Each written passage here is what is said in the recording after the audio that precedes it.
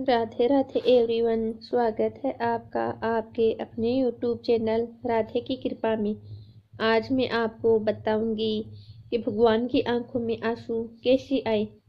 एक भक्त की बहुत ही सुंदर कहानी है, तो आप वीडियो को एंड तक जरूर देखिए। एक गांव में एक निर्धन जुलाहा दंपति रहते थे। जुलाहे का नाम था सुंदर और उनकी पत्नी का नाम था लीला। दोनों पति पत्नी अत्यंत परिश्रमी थे। सारा दिन परिश्रम करते, सुंदर सुंदर कपड़े बनाते, किंतु उनको उनके बनाए वस्त्रों की अधिक कीमत नहीं मिल पाती थी।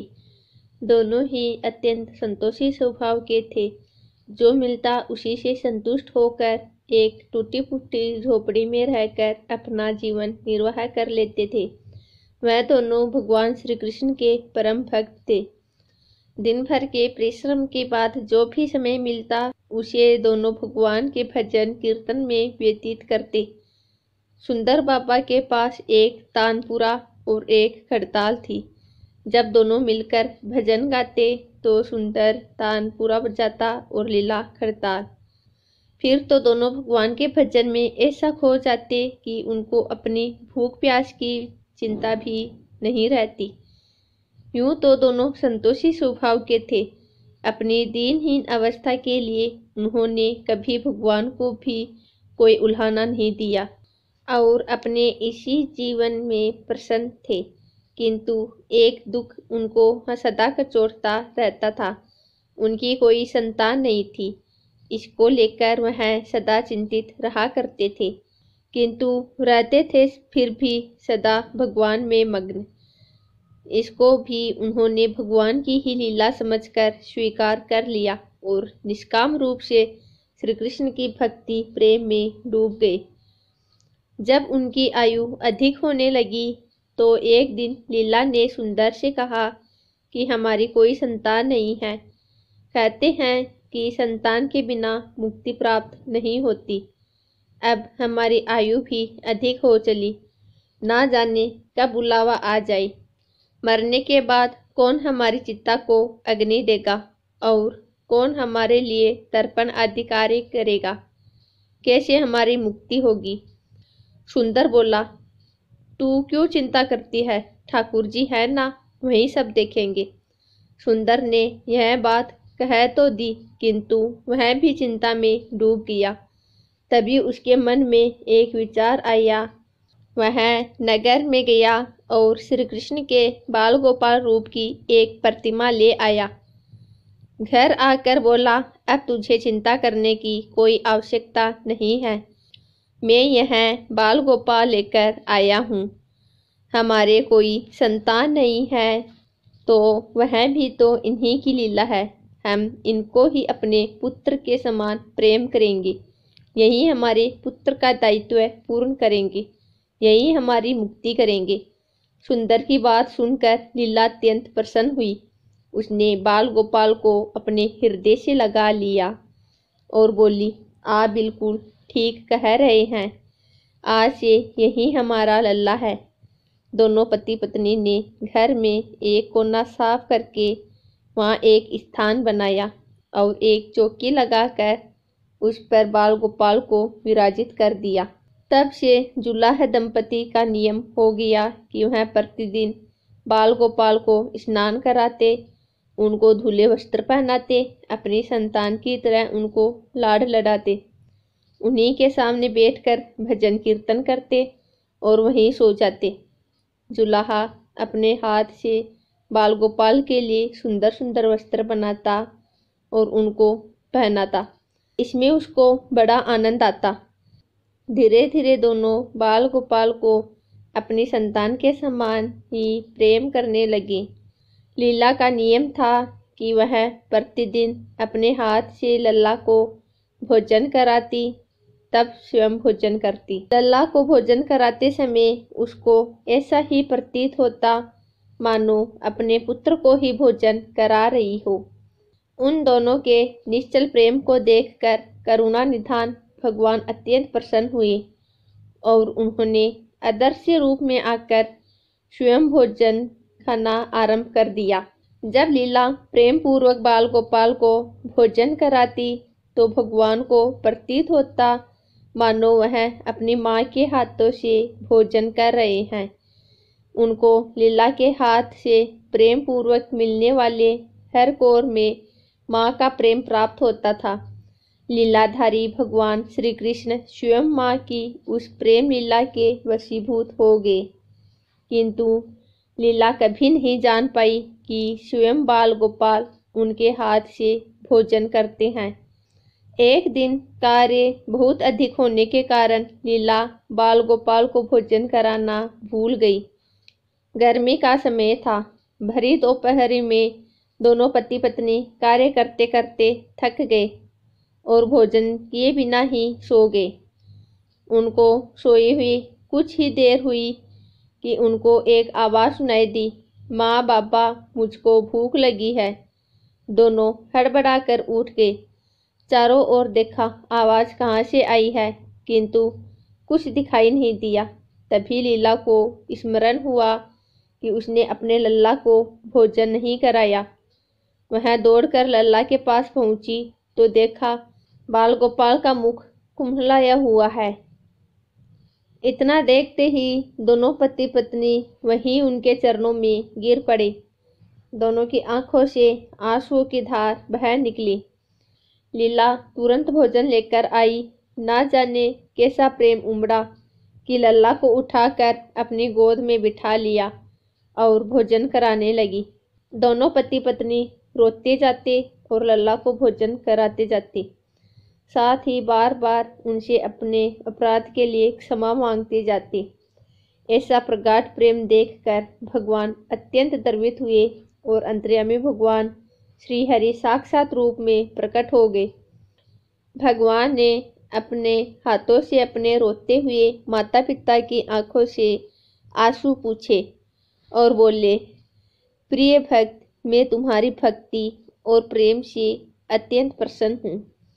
तुम जो चाहो वर मांग लो, मैं तुम्हारी प्रत्येक इच्छा पूर्ण करूँगा। इतना सुनते ही दोनों भगवान के चरणों में गिर पड़े और बोले, दयानिधान, आप हमसे प्रसन्न हैं और स्वयं हमारे सम्मुख उपस्थित है। हमारा जीवन धन्य हो गया। इससे अधिक और क्या चाहिए? इससे अधिक किसी भी वस्तु का भला क्या महत्व हो सकता है? आपकी कृपा हम पर बनी रहे, बस इतनी कृपा करें। श्री हरि बोले, यदि तुम चाहो तो मैं तुम्हारे जीवन में संतान के अभाव को समाप्त कर तुम्हें एक सुंदर संतान प्रदान करूंगा। यह सुनते ही सुंदर और लीला एकदम व्याकुल होकर बोले, नहीं भगवान, हमको संतान नहीं चाहिए। उनका उत्तर सुनकर भगवान ने पूछा, किंतु क्यों? अपने जीवन में संतान की कमी को पूर्ण करने के लिए तो तुम मुझे अपने घर लेकर आए थे। यह सुनकर वह दोनों बोले, प्रभु, हमको भय है कि यदि हमको संतान प्राप्त हो गई तो हमारा मोह उस संतान के प्रति बढ़ जाएगा और तब हम आपकी सेवा नहीं कर पाएंगे। उनका प्रेम और भक्ति से भरा उत्तर सुनकर करुणा निधान भगवान करुणा से भर उठे। स्वयं भगवान की आंखों से आंसू टपक पड़े। वह बोले, हे मैया बाबा, मैं यहाँ आया था आपके ऋण को उतारने के लिए, किंतु आपने तो मुझको सदा सदा के लिए अपना ऋणी बना लिया। मैं आपके प्रेम का यह ऋण कभी नहीं उतार पाऊंगा। मैं सदा सदा तुम दोनों का ऋणी रहूंगा। मैं तुम्हारे प्रेम से अत्यंत प्रसन्न हूँ। तुमने अपने निर्मल प्रेम से मुझको भी अपने बंधन में बांध लिया है। मैं आपको वचन देता हूँ कि आज से मैं तुम्हारे पुत्र के रूप में तुम्हारे समस्त कार्य पूर्ण करूँगा। तुमको कभी संतान का अभाव नहीं होने दूंगा। मेरा वचन कभी असत्य नहीं होता। ऐसा कहकर भक्तवत्सल भगवान बाल गोपाल की प्रतिमा में विलीन हो गए। उस दिन से सुंदर और लीला का जीवन बिल्कुल ही बदल गया। उन्होंने सारा काम धंधा छोड़ दिया और सारा दिन बाल गोपाल के भजन कीर्तन और उनकी सेवा में व्यतीत करने लगे। उनको ना भूख सताती थी, ना प्यास लगती थी। सभी प्रकार की इच्छाओं का उन्होंने पूर्ण रूप से त्याग कर दिया। सुंदर कभी कोई कार्य करता तो केवल अपने बाल गोपाल के लिए सुंदर सुंदर वस्त्र बनाने का। उनके सामने जब भी कोई परेशानी आती, बाल गोपाल तुरंत ही एक बालक के रूप में उपस्थित हो जाते और उनके समस्त कार्य पूर्ण करते। वह दंपति और बालक गांव भर में चर्चा का विषय बन गए, किंतु गांव में कोई भी यह नहीं जान पाया कि वह बालक कौन है, कहाँ से आता है और कहाँ चला जाता है। धीरे धीरे समय बीतने लगा। जुलाहा दंपति बूढ़े हो गए, किंतु भगवान की कृपा उन पर बनी रही। अब दोनों की आयु पूर्ण होने का समय आ चला था। भगवत प्रेरणा से उनको यह ज्ञात हो गया कि अब उनका समय पूरा होने वाला है।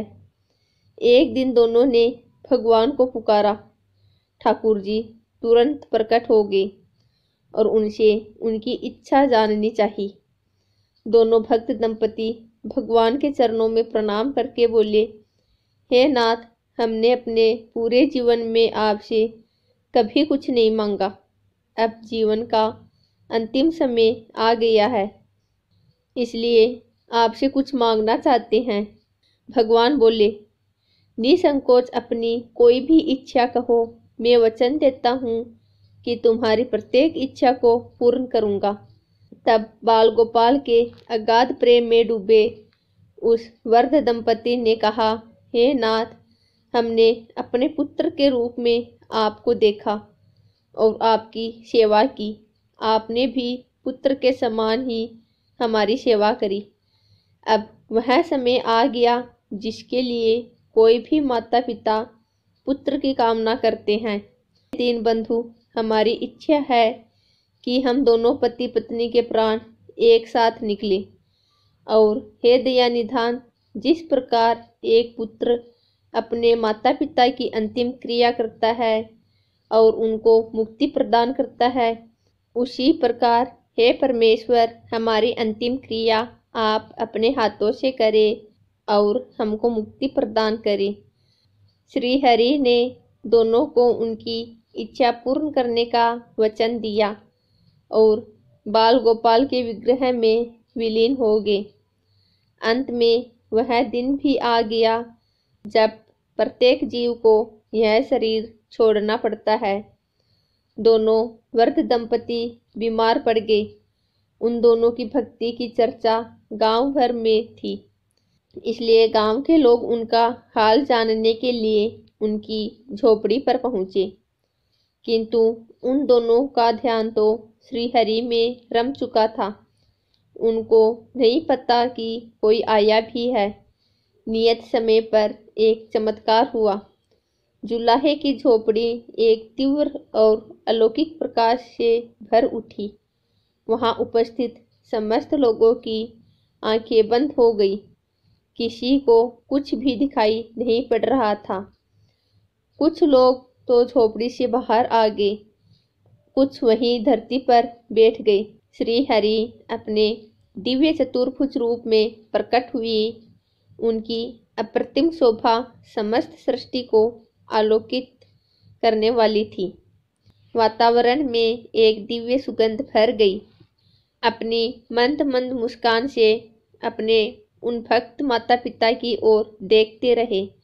उनका यह दिव्य रूप देखकर दोनों वृद्ध अत्यंत आनंदित हुए।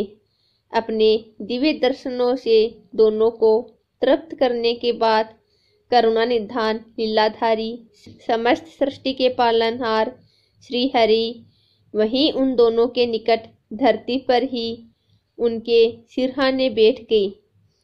भगवान ने उन दोनों भक्तों का सर अपनी गोद में रखा, उनके शीश पर प्रेम पूर्वक अपना हाथ रखा। तत्पश्चात अपने हाथों से उनके नेत्र बंद कर दिए। तत्काल ही दोनों के प्राण निकलकर श्रीहरि में विलीन हो गए। पंचभूतों से बना शरीर पंचभूतों में विलीन हो गया। कुछ समय बाद जब वह दिव्य प्रकाश का लोप हुआ तो सभी उपस्थित ग्रामीणों ने देखा कि वहाँ ना तो सुंदर था, ना ही लीला थी और ना ही बाल गोपाल थे। शेष थे तो मात्र कुछ पुष्प जो धरती पर पड़े थे और एक दिव्य सुगंध जो वातावरण में चारों ओर फैली थी। विस्मित ग्रामीणों ने श्रद्धा से उस धरती को नमन किया, उन पुष्पों को उठाकर शीश से लगाया, लीला की भक्ति और गोविंद के नाम का गुणगान करते हुए चल दिए उन पुष्पों को श्री गंगा जी में विसर्जित करने के लिए। तो दोस्तों, कैसी लगी आपको यह कहानी? अगर अच्छी लगी हो तो कमेंट बॉक्स में राधे राधे ज़रूर लिखें और वीडियो को लाइक एंड शेयर ज़रूर करें तथा चैनल को सब्सक्राइब करें।